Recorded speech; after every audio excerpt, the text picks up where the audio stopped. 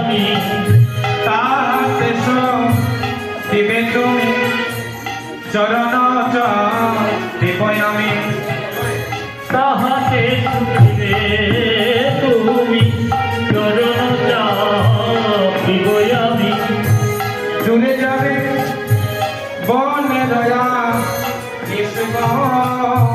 দূরে যাবে বনে রয়ালি।